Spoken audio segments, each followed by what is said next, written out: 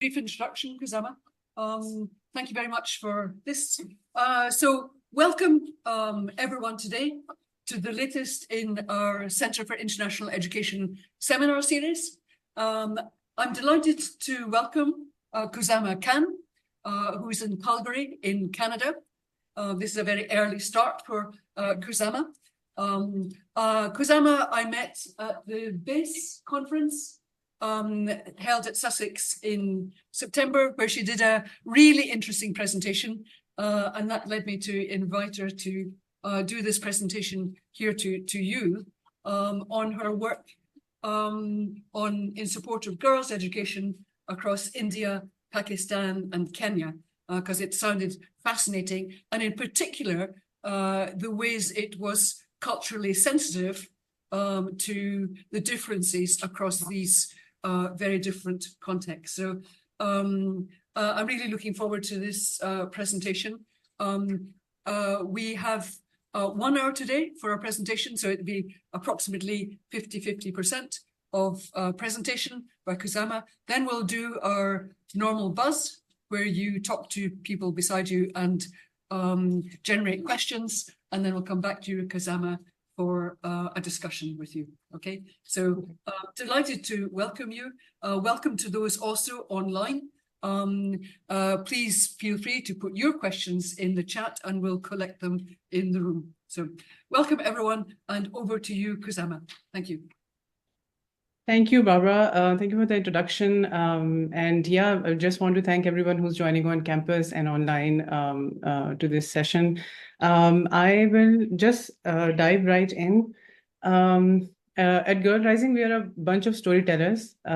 Basically, we create stories and we tell stories to talk about important and at times difficult issues in the learning environments where we work with students and teachers and in communities with parents and caregivers.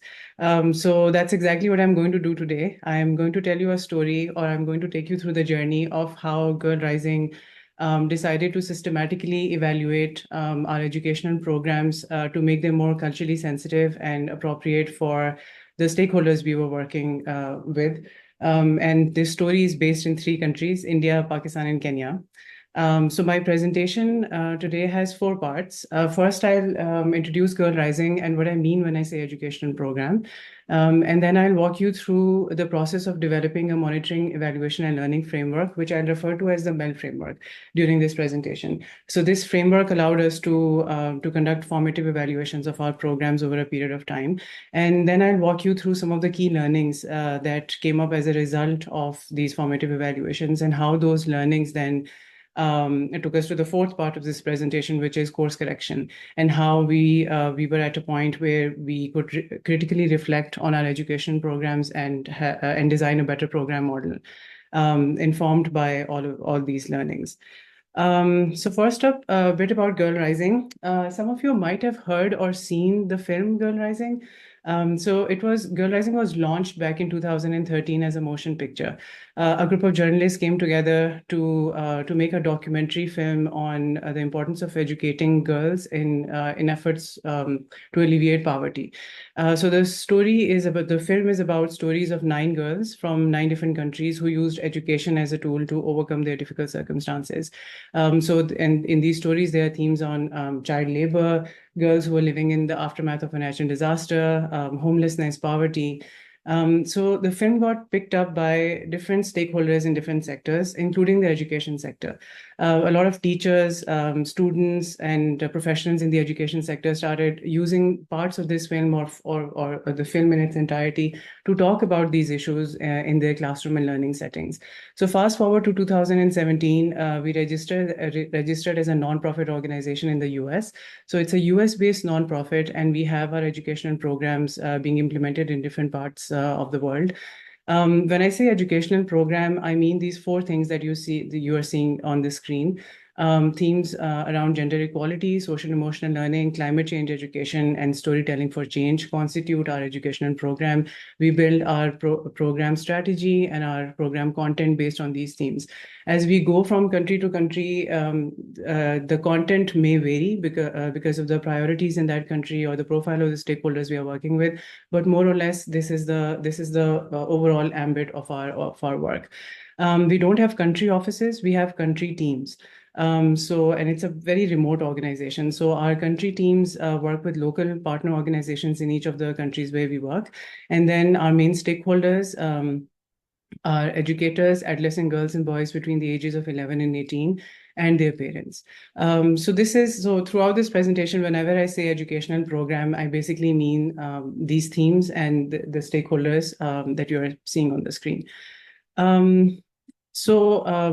Now I'll just walk you through the process of developing the MEL framework before I talk about what the teachers and students and parents had to say about our programs when they were participating in these evaluations. In late 2020, we received funding from Echidna Giving, a very generous and a very sensitive donor who knows the nuances of evaluating educational programs. So in partnership with Echidna Giving, we had a focused research project in which the only purpose was to have a systematic framework for girl rising for our internal evaluations. We wanted to have a system that allows us to continuously evaluate our programs and build our own capacity internally so that we can keep on doing this work. We could not have done this work without our research partner, Miss Kiewit and Associates International. They did the handholding, they built our capacity so that now we can sustain this work. So the framework overall has these parts that you are seeing on the screen right now, and you will see how these rows will get filled up as I move through the next few slides. So the first step was obviously to define the purpose of the framework. Why did we even need to have a MEL framework? And like I said earlier, it was to have a process that allows us to continuously learn from our stakeholders and improve our programs. The second step was to really look into our curriculum that we were implementing in India, Pakistan, and Kenya. And do a comprehensive analysis of how similar or different those curricula were. As I mentioned earlier, the themes vary based on country context. So we wanted to do this analysis so that the tools and the procedures we develop as part of the MEL framework can be standardized at some level. So after doing that analysis, the third and a very important part that took a lot of time and a lot of fights internally on what we really wanted to measure, because we wanted to measure everything. So we had to come down to identifying outcome indicators, and our research consultants had three outcomes and no more. We came up with 28 outcomes. So it was a long process, but we identified outcomes for each of the stakeholder groups: students, teachers, and parents. And I'll quickly walk you through those outcomes. So for teachers, we wanted to measure, we wanted to understand how their attitudes around gender equity were changing as a result of participating in this program. Their knowledge about basic gender concepts, their beliefs about equal right of girls and boys to avail opportunities, and set educational priorities for themselves, how their teaching methodologies were becoming more gender responsive or not as a result of participating in the program, and if they were also becoming self-efficacious in terms of their confidence in using these learnings and parts of this of our curriculum even beyond the life of the project. For students, we wanted to see how their own understanding was improving about their own self-awareness and awareness about their strengths, and if they were able to set goals for achieving their dreams in life, and if they were able to think differently, diverging from the traditional norms for girls and boys and career choices. We also wanted to understand if they were developing their beliefs and understanding about equal rights to education for both girls and boys, and if they're able to develop a support system around them so that they're able to achieve their dreams and goals. And then lastly, because gender is a cross-cutting theme, we also wanted to understand how their beliefs around gender concepts were changing, and their beliefs about equal right to education for girls and boys. And then for parents, we wanted to keep it very simple because it's hard to get consistent participation from parents. And we couldn't do a long-term intervention with them. So we basically our intervention focused on improving the communication between parents and students. So we wanted to understand how their attitudes around educating girls and boys, especially girls, were changing as a result of participating in the program. If they were having more communication with their students, with their children about what they were learning in the classroom, because the sessions we were doing with the parents were aligned with the sessions that we were doing with children in the classroom. They were also watching the same stories and they were also talking about the same issues. And then obviously we also measured how their gender concepts were changing and if they were developing at least a basic understanding of gender concepts. So after setting these outcomes, defining the purpose and reviewing the curriculum and setting outcomes, the next step was really to define our evaluation methodology and then work on the measurement tools. So we had a mixed method approach as part of this framework where we did baseline assessments with teachers and students and midline assessments. And then we had endline assessments where we had a mixed method approach. We did surveys and focus group discussions and in-depth interviews. We inspired by girlizing storytelling approach, we added narrative methods to our focus group discussion. So in addition to asking traditional focus group questions, we also had activities like finishing half a story activity or writing a postcard, individually writing a postcard, and we had it for teachers and students both. So these narrative methods really helped us to dig into the why and how of the attitudinal change that we could see coming up as responses to the traditional focus group questions and in the surveys as well. After this entire process of developing the tools and deciding our evaluation methodology, we were very conscious about contextualization. So this was actually a process that was happening in parallel to all the steps that I've explained earlier. So when we started out, we did a comprehensive analysis of our own presence and our own capacity in the country. The country teams and the staff of partner organizations were engaged throughout the process when we were identifying the outcomes, reviewing the curriculum, so that all aspects of this framework are culturally sensitive and contextually relevant. And then obviously pilot testing the evaluation tools before we went on to do the final baseline and endline assessments. We also had monitoring mechanisms. We kept collecting attendance data throughout implementation. And then because we were working with parents who were semi-literate or in some places illiterate as well, we didn't do baseline assessments with parents, but we had data collectors who were sitting through the sessions that we were running with parents and the facilitators when they were asking questions about the right to education or basic gender concepts, and parents would respond to them. The data collectors were recording those responses. So those responses and the sessions served as baseline data for us. So this is what basically the whole framework looks like. So in the beginning, I showed you an empty table, and this is how it got filled up over a 2-year period. So after testing this framework and refining this framework, this is what we came up with, and this is the framework we now adapt for all our educational programs in terms of evaluating them. So with regards to learnings, what were the key learnings and feedback that the teachers, students, and parents shared with us as a result of participating in these formative evaluations? Before going into the learnings, I'll just explain a bit about the programs.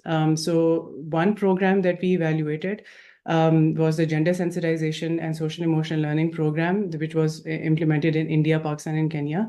And another program that we evaluated using this framework was a capacity building project on storytelling skills aiming at social change, storytelling skills for social change.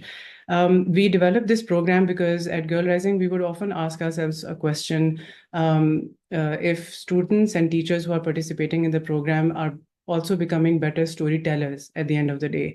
And the answer was usually no, because we were using stories as a tool. We were not building their skill in telling their own story.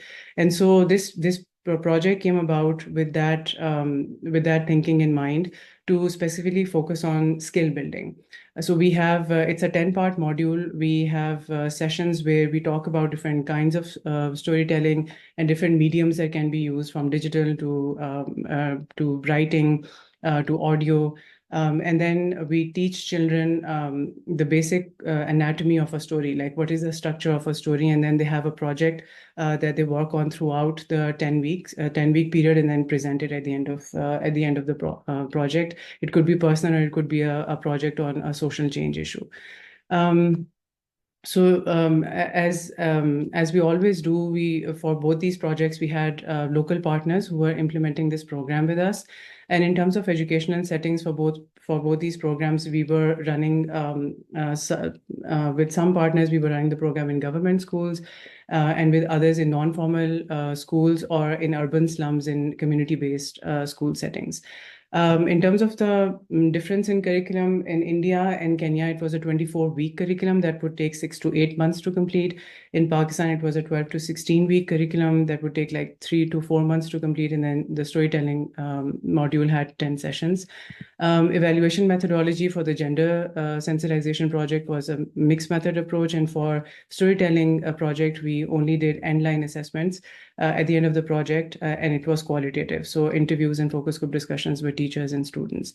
And all in all, for all these programs, our sample size was a little over 2,000 students, 150 teachers, and 650 parents who participated in these evaluations. So in terms of key learnings that teachers, students, and parents shared with us, so we evaluated their learnings and their feedback based on the outcomes that I shared with you earlier. So in terms of gender responsive teaching, we did see that the teachers were able to identify gender bias in their personal lives, and at school level, and even in the standard curriculum they were teaching. So one of the teachers said very interesting thing. She said, like they say, eyes cannot see what the mind does not know. So now I know how to identify gender bias. So now I can see how gender blind the curriculum is. So they would go an extra mile to Google examples of women in science, or YouTube videos, and would bring those examples to the classroom. So the fact that they were going the extra mile and making that effort did tell us that they were trying to improve their teaching methodologies. But they also said that they needed consistent support, and especially at the institutional level, because they didn't want this change or this effort happening only in their classroom. They also wanted to see this change happening at the institutional level. And they also needed more strategies from us in terms of knowing how to teach science, math, English in a more gender responsive manner. So that was a feedback for us. In terms of their attitudes, we did see that the teachers were able to recognize various aspects of gender socialization at the end of the program. But in India and Pakistan, as you might be aware, the societies are very much influenced by religion. And so we did have some teachers who would say that gender discrimination happens only in Muslim communities, or happens only in certain caste communities. So that was an indication for us to improve our content in a way that we are able to make the teachers understand how gender equality plays out differently in different religious and caste communities, and challenge this othering approach. In terms of their self-efficacy, they were incorporating participatory approaches that they were learning from implementing the curriculum in their regular teaching. They were incorporating storytelling techniques in their teaching. And as a result of that, they were making better connections with students, and connected to that, also making better connections with their parents. So they started having conversations with parents about the importance of education, and regularly sending their children to school. But the teachers also said that this kind of intervention needs to be long-term. For them to sustain this learning, it needs to be embedded in the mainstream curriculum. So that was a direct feedback on how our program was designed. And then their feedback around mental and physical well-being and addressing these issues in the classroom. So all teachers across the board agreed that it is very important to talk about emotional regulation and mindfulness in the classroom.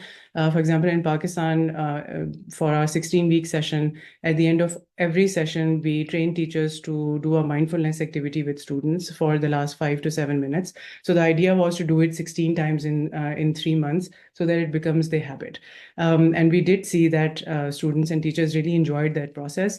But they also said that if you are putting us in a situation where we are asking the students to open up like that, we also need more skills like para-counseling skills to sensitively respond to them. So they felt like they needed more training in that area, and also expert support in terms of addressing issues like sexual and reproductive health and physical health in the classroom.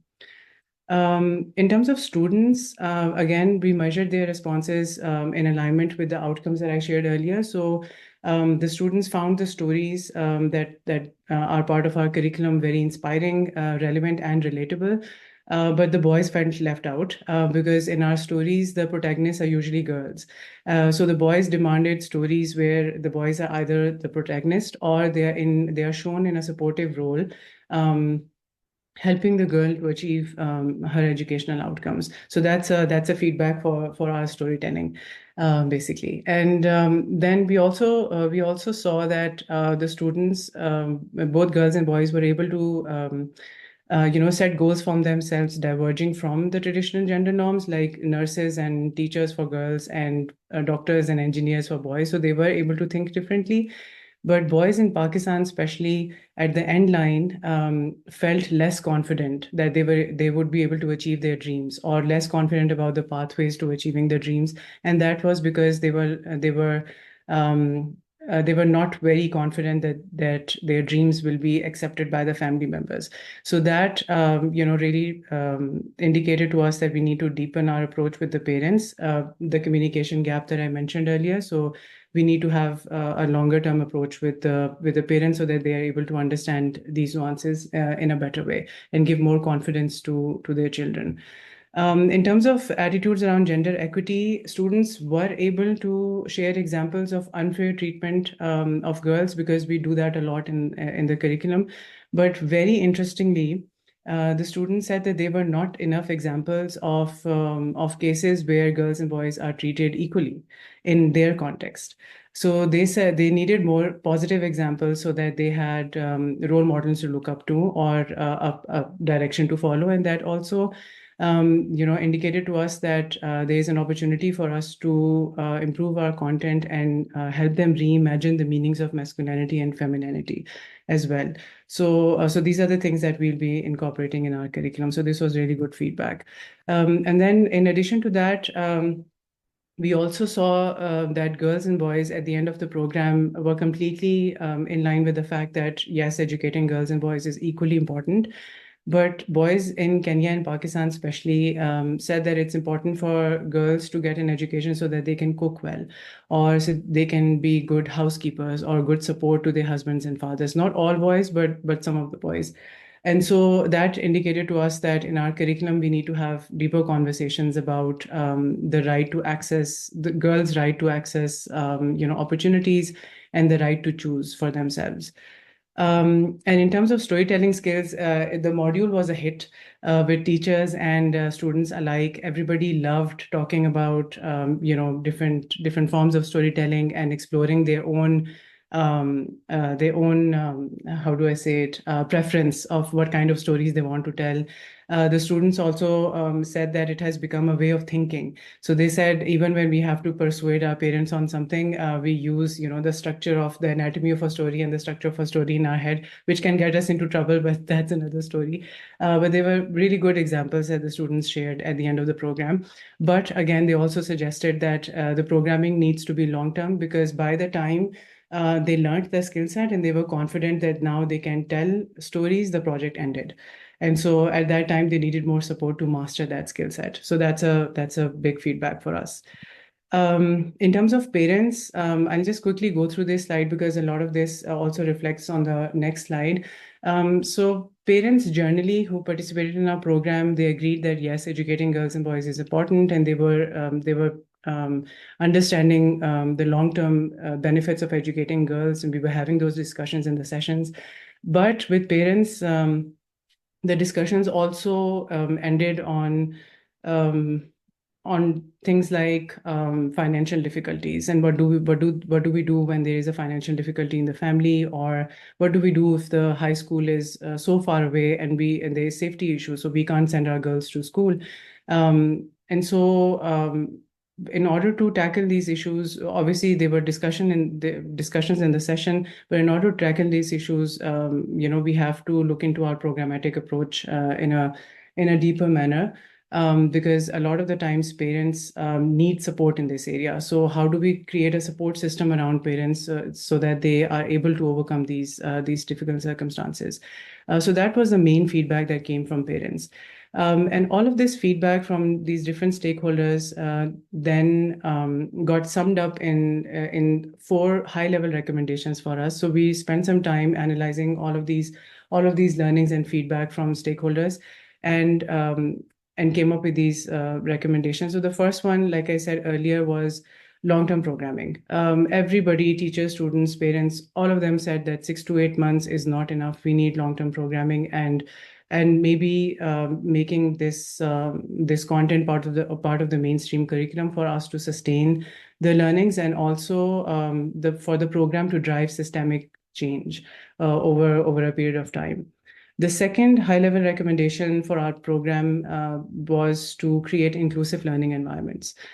So we all know that educators lie at the heart of the learning process, but putting the responsibility of addressing historical inequities that girls and women face on the shoulders of teachers has also proven to be an inefficient model.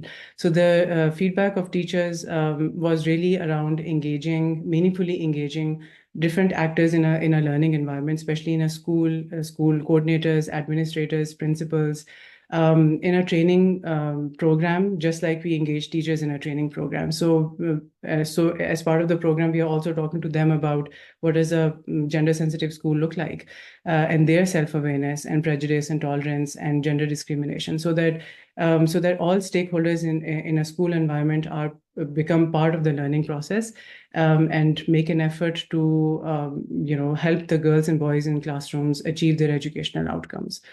The third recommendation was around addressing intersectionality as part of program design. And this was very insightful. The teachers and parents said that the Girl Rising program did help them to have conversations around gender discrimination, which led to discussions about power structures and power relations in family, in school, in community, and in society at large. So the teacher shared examples of women who are very well educated but also feel powerless in many situations. So the recommendation was really for us to improve our content in a way that we are able to make our stakeholders understand the intersection between gender and power structures. And it was a very interesting insight for us, because it made us realize that these stakeholders saw the potential in Girl Rising's program to provide safe spaces for students, teachers, and parents to talk about power relations. And it also gives us an opportunity to dig a little deeper into our conversations on gender, and help them understand the intersection between gender and other areas of discrimination, like socioeconomic status or religion or caste, that create unequal circumstances for women and men later in life. So a big takeaway for us was to address these intersectionalities as part of our content, curriculum content, and our teacher training as well. And the last high-level recommendation was around cross-sector collaboration. So a lot of examples were shared at the end line, especially during the qualitative assessments, about how we all know that a hungry child or a malnourished child will struggle in school. Or if a family is facing financial problems, probably the girl child would be the first one who will drop out of school. Or for girls to achieve their educational aspirations, they need to also see that the opportunities are within their reach. So so a program like Girl Rising, that has its limited time frame and limited scope, would not be able to achieve success in all these areas. The only way is to collaborate with organizations that are experts in these different sectors. So for example, linking parents and schools with organizations that are working on health, social safety net, financial literacy, would be the only way to help girls and boys stay in school, complete their education, and reach their full potential. So that kind of ecosystem is very important to be created as part of our program. So approaching collaboration not just as a programmatic transaction, but as a core program value, was the crux of this recommendation, basically. So at this point, after summing up all the learnings and feedback from the stakeholders in the form of these high-level recommendations, one big step for us was to now critically evaluate our ongoing programs and see and design a program model that speaks to these recommendations. And this brings me to the last part of the presentation. So at Girl Rising, with the exception of some programs in some countries, our program model was mostly linear. So we would identify partner organizations in a country, they would identify a group of teachers that we could work with and train. And then after receiving the training, those teachers would implement our curriculum with students in the classroom. So this entire process helped us to move from a linear program design to a more learner-centered program model, where we are now able to engage all stakeholders that are present in a girl's immediate learning environment in a meaningful manner, so that all of these stakeholders become part of the learning process now. How this model practically translates into implementation is what we are doing now in India. So it's it's basically a 4-year program, 4-year long program that we are now implementing in India, and this year was the first year. So moving from a 6 to 8 month intervention to now a 4-year program, it's a big leap for us. But we had to incorporate the feedback around long-term programming. So during these 4 years, we will expand our curriculum. So moving from a curriculum that would complete in like 3 months or 8 months, we are now moving to a curriculum that will take 2 years to complete. And within those 2 years, we will retain the themes and topics that really worked for our stakeholders and their feedback on how we need to improve our thematic approach and add some of the new content like digital and financial literacy. We will run this curriculum, implement this curriculum with the same cohort of teachers and students over a 2-year period. And because teacher training is a direct reflection of the curriculum, consequently, our teacher training will also deepen. We will have a much more extensive pre-service training and then an extensive plan to provide in-service support to teachers. And then teacher selection criteria is also something that we are working on right now to make sure that we have teachers participating in the program who can give this kind of commitment for a 2-year period. And in terms of engaging school leadership, as it was highlighted in the recommendations, we have a plan to engage the school leadership at different time points during this 2-year period. While we are implementing the curriculum for their professional development, alongside seeking their support to provide better support to the teachers so that they can run the curriculum in the classroom. So we are also focusing on their professional development. In terms of girls, boys, and parents, in addition to running the curriculum with them, we will also apply a peer-to-peer learning model. We will select a group of girls and boys who can be trained to talk to other girls and boys in either school settings or in community settings about the issues that they were learning as part of the 2-year curriculum. And then we also, exposure visits was something that in one of our programs was really appreciated by students because it really helped them to think big for themselves and think of options that they can explore at the end of their educational journey. So exposure visits is also something that we'll retain in this project as well.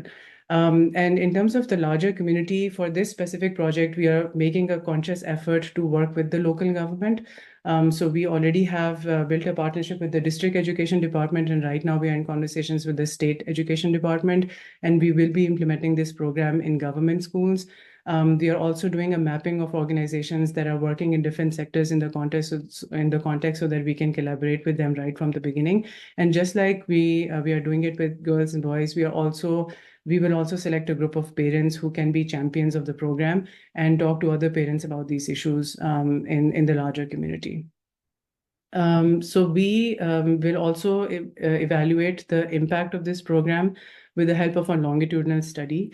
Because it's a long-term program and because we will be able to track students and teachers over a 2-year period, we thought a longitudinal study would give us really good insights into how the attitudes and knowledge is changing over time.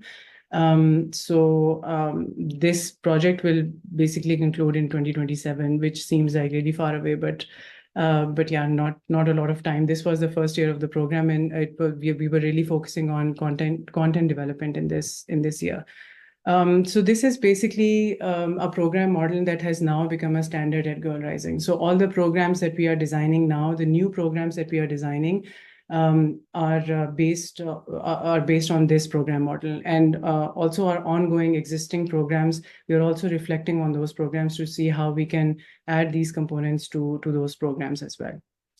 And this brings me to the end of my presentation. So thank you for listening.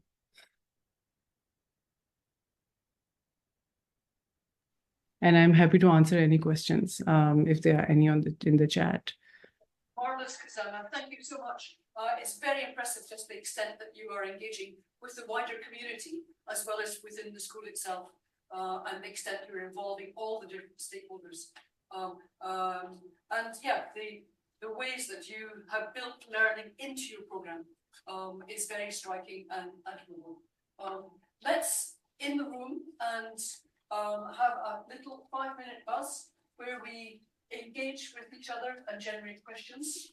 And online, if you could put any questions you have into the chat room, that would be marvelous. Khuzama will come back to you in 5 minutes. Okay. Thank you so much. Yeah. Okay.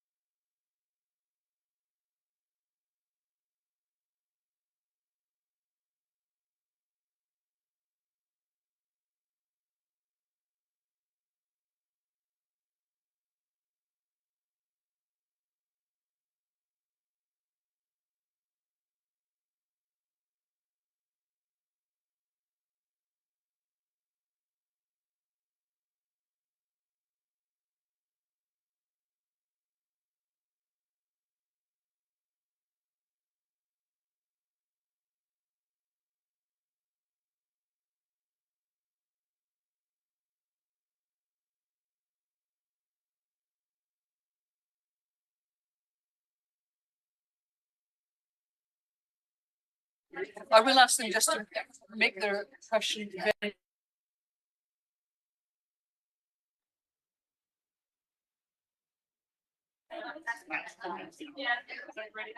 Hey, everyone. That was a very generative buzz, I'm sure. A room full of noise and lots of excitement. Khuzama here. And we have some questions in the chat already as well. So great. Can I ask you, when you put your questions in the room, the mic might not pick you up very well, so please use a big voice to put your question, and keep it short and snappy. Yeah, if you can, that will be really helpful. Khuzama, would you be happy to take a couple of questions at a time? Yep, we've got 2 or 3 in the room. Hands are going up already, and we've got some in the chat. We'll start in the room and then go to the chat. So questions in the room, can you show me your hands, please? Say who you are, and yeah, big voice, please, so Khuzama can really hear. Yeah. Hi, my name is Girvani. I'm doing the MA International Education and Development course. So my question was, in terms of, you mentioned that there was a communication gap between parents and students, especially in terms of the dreams that the boys had and how that would align with the family's expectation. So I wanted to know more about the work you plan to do in terms of the cultural and communication gap that might exist between the parents and the children. Thank you. Thank you very much. Khuzama, could I just check that you got that? Yes. Across clearly. That's great. Okay, thank you very much. Great. Another question from the room, looking around here. Yeah. Yeah. Okay, let's take a question from the chat then, from Guy Lufano, maybe Guy Lufano, who says he joined the meeting late, might have missed something, but is your curriculum added to the existing curriculum in schools? And if so, does this cause challenges? And are you, have you considered advocating with ministries of education about the curriculum, to consider ways in which elements of your curriculum can be incorporated to the statutory curriculum? Thanks for that, Guy. So over to you, Khuzama, for these questions. Yeah. Thank you, Barbara, and thank you for the questions. For the first question about the communication gap between parents and students. So the first time when we started working with the parents, we had a very, we didn't know how it will go. So we had like a series of 3 sessions that we did with parents just to check the temperature and see if they would even come to the sessions. So the sessions were mostly focused on talking about the importance of education and some strategies of communication. And then when we saw an interest from parents, we moved on to 6 sessions. And we saw that they were coming to the sessions, and even through those 6 sessions, they were showing their full participation. We went a little deeper in terms of talking about emotional regulation and understanding their children's emotions and emotional needs, and also managing their stress. So talking a lot about stress management with parents, that worked really well for them. So in our learning, it's a systematic approach where you really have to also understand parents' circumstances, and especially in the context where we are working, where parents are usually daily wagers and men and women both are working. So their time constraints, all of these factors will have to be taken into account, not just, the fact that they are able to communicate to their children or spend time with their children. So we also need to understand how they will spend time with their children and what are the other factors that can affect communication. So those were all the contextual things that we were keeping in mind while designing the sessions with parents. And going forward, we will have the same systematic approach, and now we have a longer term duration to access parents. So we are working to enhance our engagement in terms of putting more content in the sessions, putting more strategies in our sessions, so that parents don't have to think about whether this is the right thing to say to my 16-year-old or a 12-year-old or not. They know that that's the right thing to say to their 12-year-old. So now with the long-term programming, we have more time to talk about these nuances. I hope that answers your question. And one more thing that also we were able to cross-check with students as part of our evaluations was that students in the endline assessment, especially in the qualitative assessments, they said that they were finding it easy to talk to their parents. So that intervention got cross-checked because they said that we were always very fearful about talking to our parents about our dreams and goals, but now we can have this conversation because we know that they are attending your sessions. So that's how also it worked. Okay, super. Thank you for that. And then the question from Guy. Yeah, so about working with ministries of education, so we implement our curriculum in different educational settings. We have extensively worked in government schools. So one thing that we do is when we train teachers, our content becomes their property. So they are free to use that content in whatever way they want in its entirety or different sessions. So we know that the teachers from these government schools are using our content in their regular teaching. In terms of getting approval from the ministry and making it part of the regular curriculum, it's a very slow process. I can give you an example from Kenya. After, I think, four years of consistent work with the Kenya Institute of Curriculum Development, we have recently got approval for them to implement the curriculum in government schools in Kenya. So that's how long it took, and we are doing the same process in India now because we have a longer term program, and that's why we are intentionally working with the state, with the district government, and then moving on to the state government so that we get that buy-in from the government right from the beginning of the program, and hopefully by the end of the program we will have their interest to adopt either the entire curriculum or parts of it in their standard curriculum. So that's one of the goals. That's always one of the goals, but it takes time. Yeah, And this question also asked about challenges. So in terms of working with the teachers, yes, always a challenge. Sometimes in some schools where they have good systems in place and they're able to work around their timetable, the teachers are able to implement our curriculum within the school time. And in other settings, they have to do it in after school timings. So yeah, so we always have to work around that. Okay, thank you very much. I hope that answered your question, Guy. Two more questions online, and then I will come back to the room for more questions. Yeah, so be ready. So a question from Mairead, who I think you may also have met at BASE. You mentioned different cultural sensitivities across the three countries. Could you elaborate on these? For example, what was appropriate in India and perhaps not in Kenya or in Pakistan? And I suppose, yeah, that would be, yeah.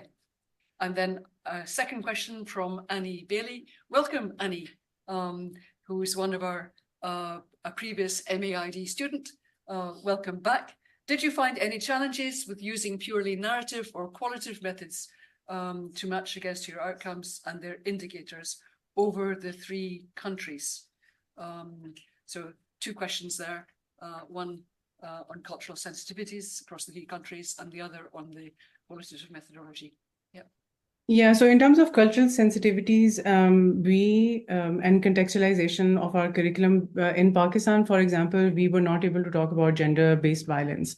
And it's not always about Pakistan or India or Kenya. It's also about the communities we are working with, the profile of the stakeholders we are working with, and also our own capacity in the country to deliver on these themes. So in India and Kenya, our curriculum was touching on sexual and reproductive health, gender-based violence, menstrual health and hygiene in a lot of detail.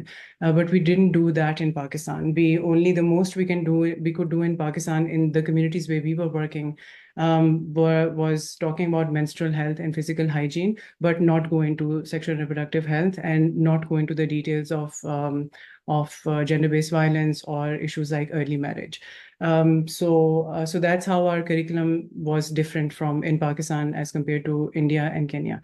And then there are certain terminologies like the way we talk about gender as in our curriculum is comparing it with sex. So we say sex is biological and gender is a social construct, and that's how we start talking about gender as a social construct. But we found that the teachers were highly uncomfortable using the term sex in the classroom. So they were not even mentioning it. And so at the end of the evaluation, when we would ask this question to the students, they had no idea what we were talking about. So a learning for us was that instead of to respond to the cultural sensitivities, instead of thinking about distinctions in terminologies, we should focus on talking about gender bias and gender discrimination in a more detailed manner. So those were the kind of sensitivities we had to, keep in mind when designing the evaluation and also the content. Yeah, thank you. Yeah. And the second question about qualitative assessment. So we did purely qualitative assessment at the end line for the short-term storytelling project that only had 10 sessions, and we didn't have an extensive list of outcomes to measure. And we thought that the kind of responses we wanted to get from the students and teachers would come best in the form of focus group discussions and in-depth interviews, because we really wanted to talk about their thought process when they were thinking about their stories and working on their storytelling projects. For all other projects, we had a mixed method approach, so we had both quantitative assessments and qualitative assessments as well. Okay, marvelous. Yeah. Thank you for that. More questions in the room. Yeah, hands please. Yeah. So going to the back of the room, make sure you speak really loudly.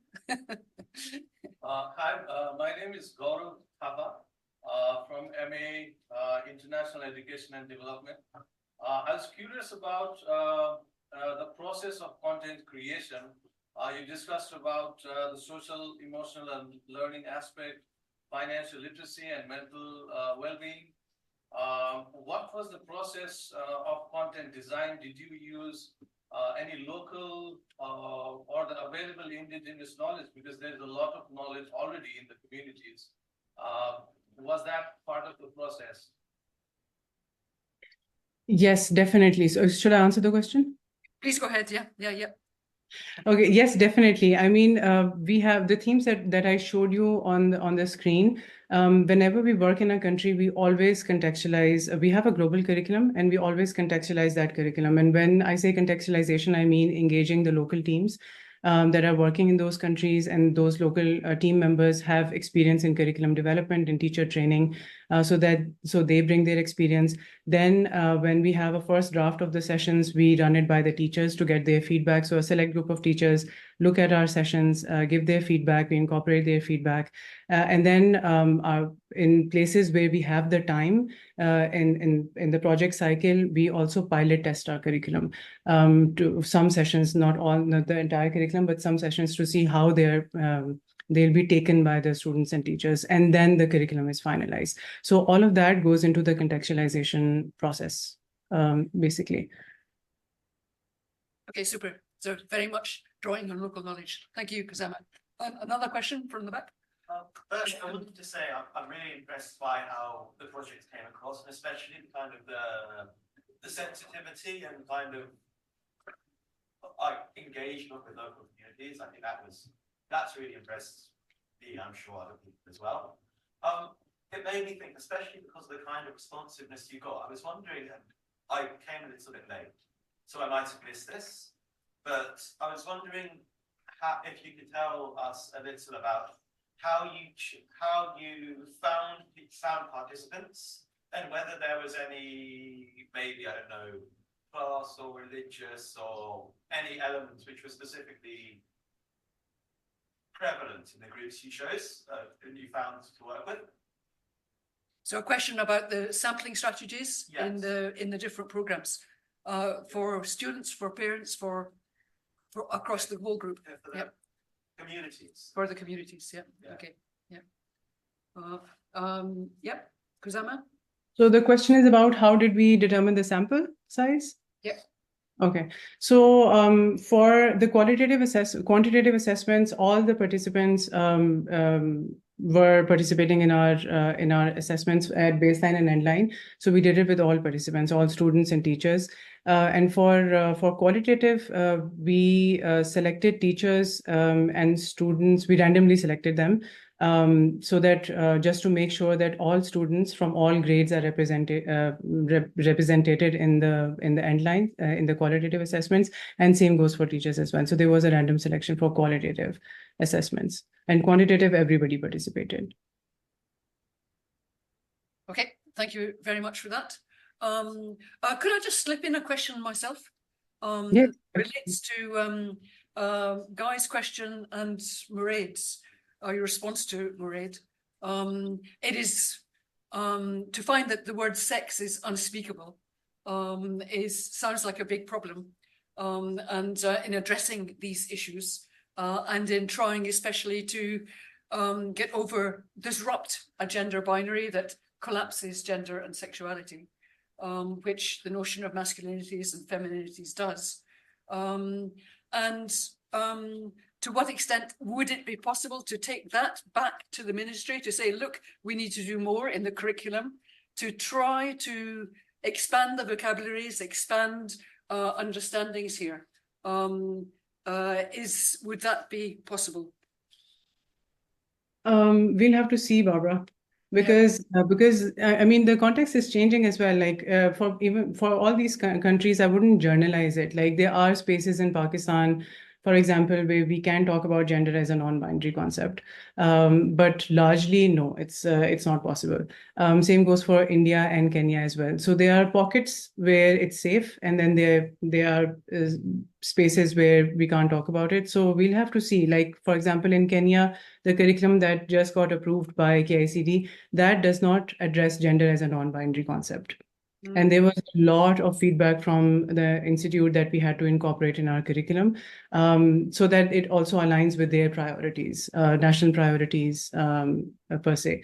And now that we are working with the government in India, we'll have to see how open they are, especially the state government, in terms of incorporating such content in the curriculum. But we try to. But if you are not able to use the word sex in the classroom, we try to approach it in like different manner by talking in detail about gender, discrimination and gender socialization in the classroom. So the narrative will change and will have to change, but I think it will just take more time in some locations. Yeah. Thank you so much, Khuzama. And like all your interventions, so sensitive to what is appropriate in the context. But yeah, I will need to draw this to a close now because we will need to be out the room very shortly. But can I just ask everyone to join me in saying thank you so much to Khuzama for a marvelous overview.